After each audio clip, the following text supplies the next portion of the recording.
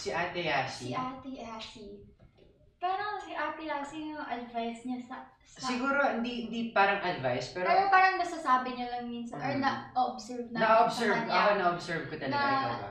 Dapat talaga mag-focus dun sa script mismo kasi may mga details na pwede pang i-add na mas gumanda, makakapag-suggest. And kasi guys, kapag binasa niyo talaga yung script, malalaman niyo yung levels ng emotion eh. Hindi lang kasi siya iisang, basta ganito, basta iyak.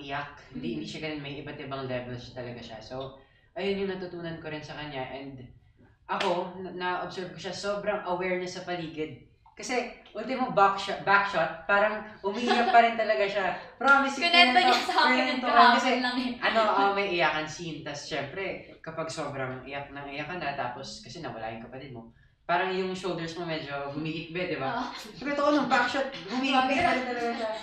Astig talaga. So, di ko yun Kasi guys, kasi mafe-feel mo yun ng manonood, di ba? Mafe-feel nila yun eh. So, yun. Ito, next question. So, kamusta naman makatrabaho ang isa't isa? Pwede ba kayong mag-share ng masasayang moments niya sa set ng Black Rider? Ayun, masaya guys, katrabaho si Marco on and off cam. And actually, pag off cam kasi, order lang kami ng pagkain. Tapos, catch up sa buhay. Tapos pag on cam, grabe, ang professional. Ang bilis mag-in character ni Marco.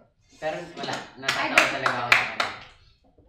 Kasi pag hindi siya kasama sa shot, nagpapatawa siya, so natawa ako. Okay, hindi naman Last time, sinupport kita dun sa iyong eksena niyo na dapat abangan yun. Abangan yun. So, sino mas makulit? Ay, namahalo po. Di ba? Sino mas makulit? Hindi naman to, siya. Sa set daw. Sa set? Sa set, ikaw! Bigla ka na lang. Ako? Nagpapatawa yan. Alam niyo, kasi hinahabol kami. Di ba may eksena kami na hinahabol kami, kinidlap kami.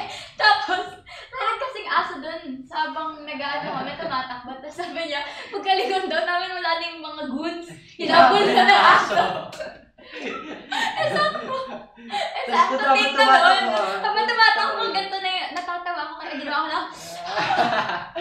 Emotion eh. So, ano nga ba yung paborito mong eksena? Magkasama tayo. Yung nakidnap tayo. Kasi, ako, hindi ako nakidnap. Sorry naman. Nakidnap ako ayaw. kasi nabugbog siya. Charot. Hindi, pero ang galing kasi ni Marco dun sa eksenang yun. Tapos, binugbog lang ako dun. Hindi, ang hirap din nun, no? Ang galing. Tapos, yun yung favorite eksena ko kasi doon din kinilig yung mga fans na pasaya natin sila kahit yung eksena. Kahit yung eksena sobrang Yeah. Ako naman, for me, yung favorite ko yung nagsulat ako ng letter sa kanya na niyayaya ko siya mag-merienda. Kasi yun yung time na nagpatawa nga siya ng nagpatawa. Kaya natawa ako. Hindi naman patawa. Kaya kinat ni Direk, uy ano yan, ba't di siya dapat tumawa? Tumatawa! Tumatawa! Oo, sinabi talaga yun ni Direk. So, talagang... Hi, Direk.